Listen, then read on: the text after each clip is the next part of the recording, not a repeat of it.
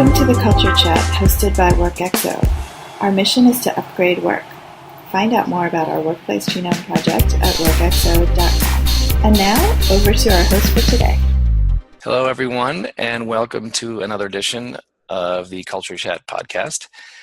My name is Jamie Nutter. I'm with WorkXO, and I have to say I'm kind of excited because normally I would say I'm with my partner in crime, Charlie Judy, and today we have a special treat because our producer in the podcast, Maddie Grant, our third partner in WorkXO, is joining me in Charlie's place. So, Maddie, please say hi and introduce yourself and welcome to the podcast as a co-presenter on this one. Yes, hello everyone. It's exciting to be on this side of the mic. Yes.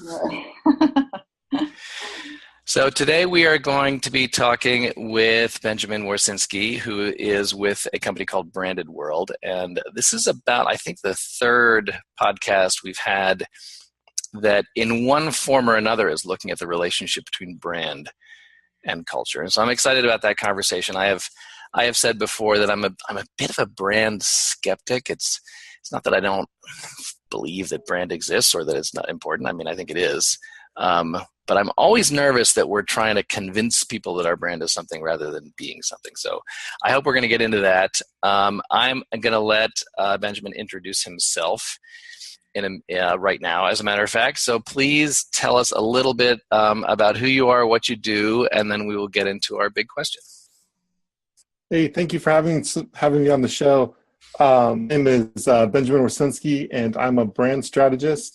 And my background is kind of wide-ranging. I started off in resort residential design and planning, moved over to strategic planning and consulting to the U.S. Air Force, and then transitioned again into brand strategy. Cool. Actually, neither here nor there, but when Maddie and I wrote the book Humanize, our very first speaking engagement was with the Air Force and with their public affairs officers, actually. Oh, very cool. Yeah, so that it was very cool, actually. Yeah, I love working with the Air Force. So let's introduce the big question here and then get right into the conversation. With the work you do, specifically you put forward this concept of unshakable brands, which I think is a really cool phrase, and I do want to learn more about that. And one of the pieces of an unshakable brand is culture, which for, I think, Maddie and I, our perspective, that makes sense because we think culture is really important. But I would love to hear really from your perspective, like, what does it really mean to have an unshakable culture, and how does that connect to the unshakable brand concept?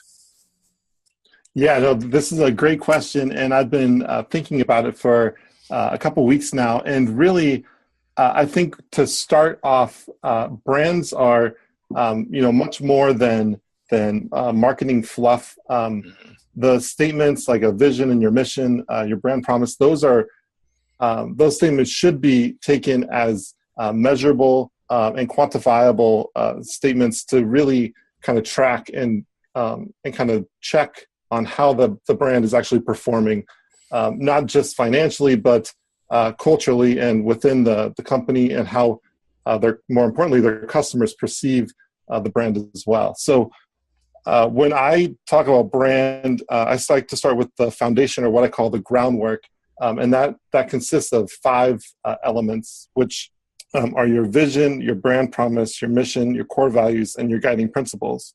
And that really kind of sets the tone and the direction for how a brand will evolve and grow and be shaped.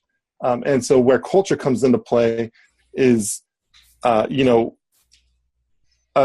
can feel exclusive sometimes when you don't define your culture. When startups come to me and they have small teams of maybe 3 to 5 people, and they've kind of just been doing their thing and growing. They don't really bother to stop and write down what they're doing or what their culture is or how they define their brand. They're just kind of doing the work and seeing some results.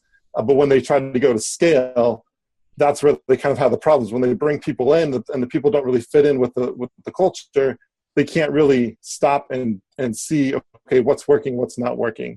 And so I think it's more of a lack of communication from what the brand stands for and what its purpose is and what it's trying to achieve, versus being a kind of an exclusive thing. And so that's what I really try to do, is I try to work with entrepreneurs and startups to get clear on who they are and build out this brand foundation so that they have a kind of a roadmap and directions for how the brand should grow into the future. And again, Maddie, weigh in on this one too as well, if you like. But so I hear you on that one. One of my and this notion that there's the startup with maybe, I don't know, 3 people, maybe named Maddie, Charlie, and Jamie, just like totally hypothetical, that we're sort of doing our thing and we're not articulating. Like, I get that concept. One of my concerns, though, is that if you raise that question with the leaders in the organization, I think their mind immediately goes to, then what should our culture should be? Like then we need core values about, innovation and being cutting edge, or what, like they define it in terms of what they want and not in terms of what they are. Like there's no fundamental acceptance that, what really like our superpower actually is this, and we don't really get clear on that. So do you help them? Do you make that distinction between the what should we be and versus who we are? Yes, I do. And so if the company's already existing, then I'm able to go in and kind of objectively look at what they think their superpowers are versus what their superpowers actually are, and what their customers are telling what their superpowers are as well. And so then I try to help them align to the superpowers that the customers are being attracted to versus what they think they want to be. And it's okay to try and bridge that gap between where your superpowers are now and what you want to be. Those are things to work towards and to achieve. But you've got to start with where you're attracting the most, where you're putting all that effort in. You want the most return on your investment before you move into the larger goals down the road. Yeah, I just want to jump in here. I think what I really love is the word unshakable, in the sense that in the work that we do around culture, there's a definite difference between the things, what we would call defensive plays in our culture playbook, the things that you want to preserve and protect, and then the offensive plays, right? The things you want to shift, potentially to be more futurist. But that idea of unshakable, there are things worth protecting, the things that brought you here, and so it's not about throwing the baby out with the bathwater in terms of culture change and just, completely changing who you are in order to be like the cool kids, So yeah, there's like a foundation and roots and history and an origin story that really belongs to you as a company. Yeah, no, exactly. And that's the whole point, is when you build this foundation, this is what is your core, and these will not change. They may evolve slightly over time, but that's what your brand stands for, and that's what it's trying to achieve with its vision, and its promise to its customers should never change.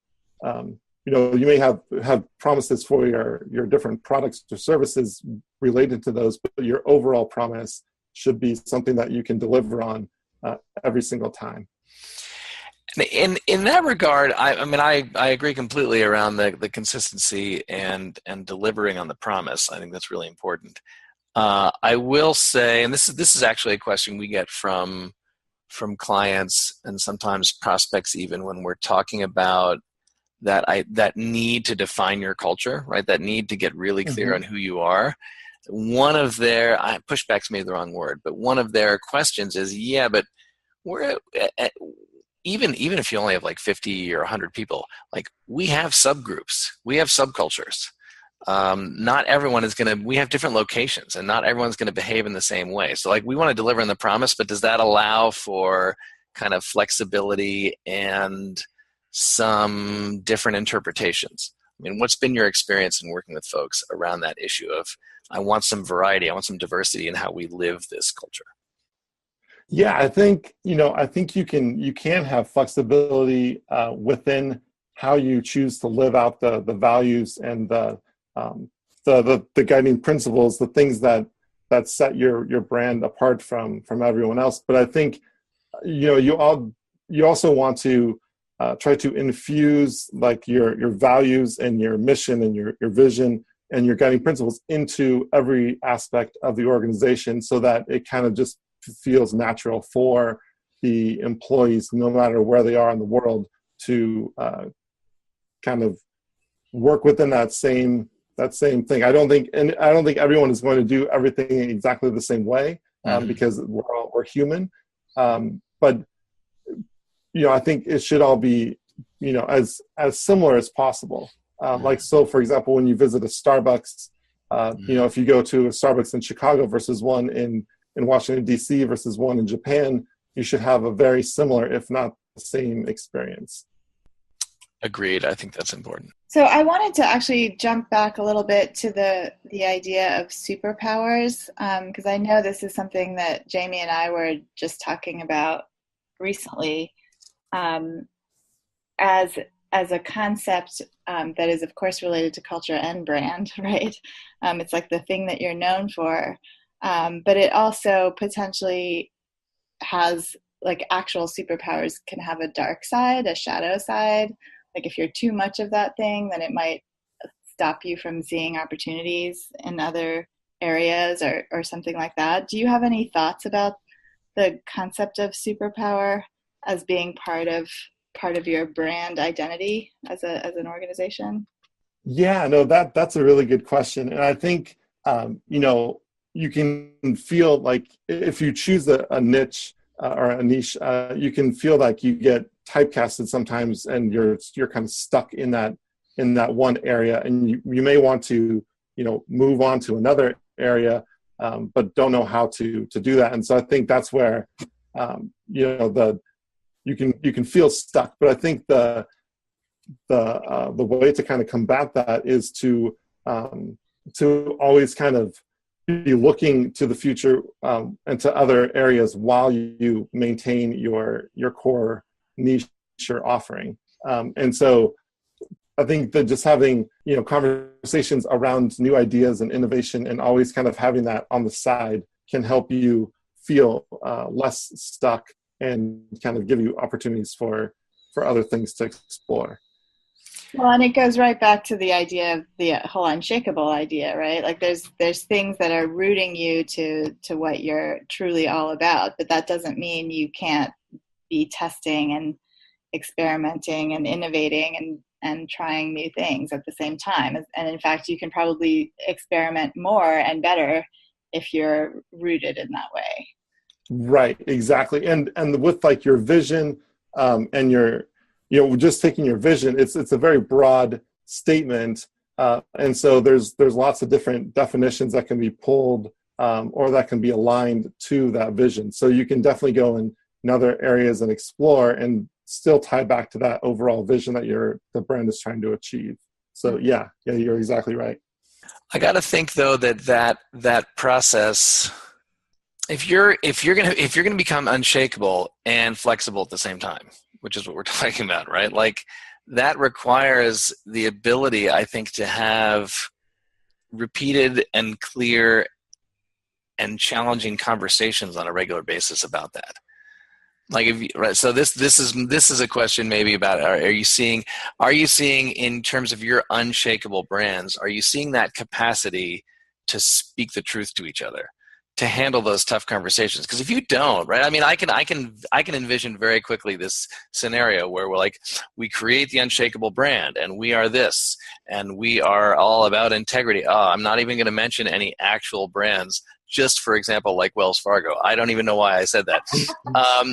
That where the CEO apparently believed that it was a bunch of bad apples that took their brand sort of down that path of, we create whatever million number of fake accounts it was. So this is a bit, I don't know. I'm a conflict resolution guy, so I'm always assuming that if we could have our conflict better, it would get better. But is that a piece of this, the ability to have those tough conversations quickly in order to navigate that unshakable versus flexible boundary? Oh yes, completely. And that's why I always say that the foundational statements are not just marketing fluff, or things that sound good to a customer, but these are statements that you can actually go in and check against, almost like a litmus test. And that can be a tool used in the boardroom to say, are we on track? Are we actually delivering on our promise, or are we failing at it? And how do we need to adjust our operations in order to meet that promise? So I completely agree that having those hard conversations and having them often is critical in order to maintain the performance and the unshakableness of your brand. Yeah, and again, I literally was talking to someone just yesterday about a very large, popular brand that I won't name because this is not from the news, but their challenge is like he could sort of go for, they're sort of nationwide, but he could go from location to location and tell me like one after another, like, yeah, that's the good culture location, that's the bad culture location. Like, and everybody in the system sort of knows it. And I feel like, again, I'm reading more into this situation because I don't know anything about this large organization, but I feel like they're not confronting the difference. This is my story, that they're kind of glossing over it. And I feel like if that's how you do it, if you can't have those hard conversations, then I think it's going to end up backfiring. Yeah, no, I completely agree. I've been with large multinational corporations before where they've tried to roll out initiatives, but it's only kind of surface level. And so, like, for example, I was excited about the initiative, but my boss and my boss's boss weren't excited about the initiative. Therefore, they squashed it within our office. So, it was kind of reaching other offices, but not the location I was in. And so, therefore, my employee experience was different, and the culture of that office was different versus the other. And you have all this misalignment, and then it turns into miscommunication, and then you have different experiences, and now your brand is just kind of different in every location that you're in, which doesn't bode well for trying to create a consistent experience. So one of the things that we focus on a lot, which I'm sure you do too, is the vocabulary and language of culture. So how you describe, what it's like to work somewhere. And that's obviously a big piece of everything we're talking about, right? The ability, and maybe this speaks to the different subcultures, even good or bad cultures within one organization, especially the really large ones. But it seems to me that if you really had the right amount of descriptive language to really authentically describe yourself, then you could own some of those things that are different, even within one organization. So part of the challenge, and I think one of the things that we're really focused on, is building that vocabulary to describe culture.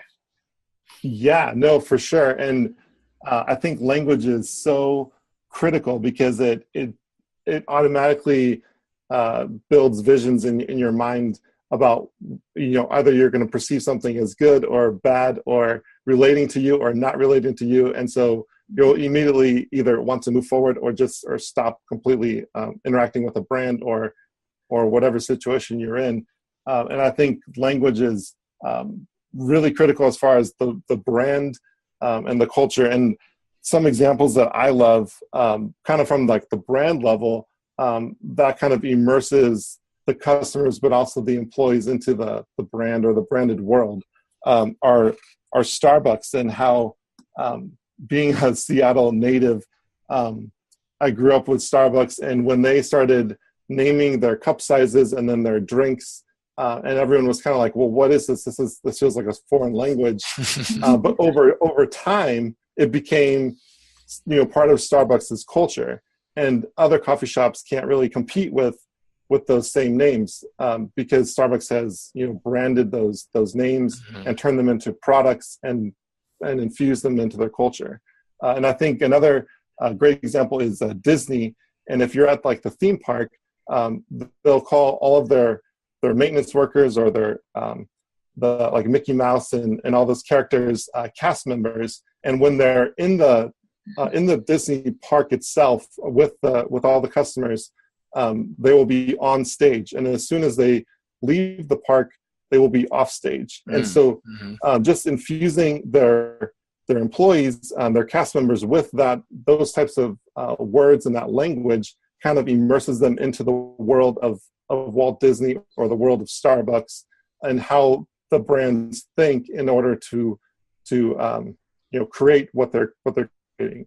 And so I think if the employees can be immersed into that and kind of get on board and believe in it, then they can start to project that to the customers and create that better brand experience, but also they get to amplify and personify the culture even more. So we're running close to our 25 minute mark, but I want to ask one more question and make a couple more comments, particularly in the brand language. One of my favorite quotes in the business world, which I'll probably get a little bit wrong, is from Dee Hock, who founded Visa, which was, language is not primarily the means by which we communicate, it's the means by which we think. Right? Like the words we choose end up influencing how we think about things. And I think that's what you were sort of getting at. Like that notion of cast member and that notion of using Italian words to describe the size of the coffee. Like they could have said medium, or right. Well, and don't get me started that grande is their medium and that actually is large. But I get it. But they could have, it would have been fine, but it was intentional. And probably a lot of people don't realize that has an influence on how they think about the experience there. And I think the same is true with Disney. But I don't know, shadow side is the wrong word, but I guess my question around this is, I know some people, and it may or may not be some people on this call whose name rhymes with Maddie, refuse to say grande. Like they're like, I want a medium coffee. And it's not just me, but there are people who sort of push back. And this gets back to, or not back to, but to that question of, you fundamentally don't control your brand, right? The customer does, right? They're the ones that define ultimately the experience because it's their experience. And so any sort of, I think there's an element that's true in culture too, is that you don't get to sort of command what your culture is. It's what your people experience. So how do you manage that, either both from a brand or a culture point of view, that you're not totally in control? Yeah, no, that's a great question. And, it's a big question, and you can't really control your customers or what they're going to say or how they're going to order. But all you can do is kind of influence them to or invite them to use the language that you're presenting to them, to kind of get them thinking in the mind of, or the mindset of, how your brand acts and why it uses the language that it uses. And if they find that experience enjoyable, then they're more likely to use that language. So I think kind of through positive influence and through just kind of creating this immersive experience, you can kind of get them to go along with it, I guess. Well, and it's all down to authenticity, right? If your language reflects the truth, and maybe the positive truth, of course, because that's sort of human nature, but it's still authentic, then it will stick much more, and it will attract the people who it should attract, right? And yes, exactly.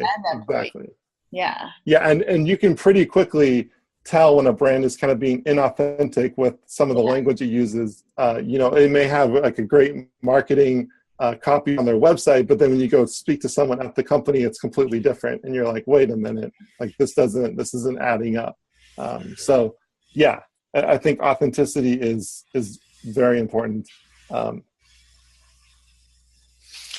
So cool. So I think we're pretty much out of time. I told you this was going to take, you were going to be surprised at how short this is. But we're about done. So Benjamin, thanks so much for joining us. This is a cool conversation. I appreciate it. And we're going to hopefully give you an opportunity to maybe do some follow-up posts on our blog. That's a kind of a Maddie job, but we love to offer folks opportunities to do that. So thanks everyone for joining us today on the Culture Chat podcast. If you found out about our podcast on the blog, be sure to go sign up on iTunes and vice versa and tell your friends, because we enjoy sharing this stuff with everybody. And until next time, thanks for coming, and we'll see you again on another edition of the Culture Chat podcast. Thank you, guys. Thank you.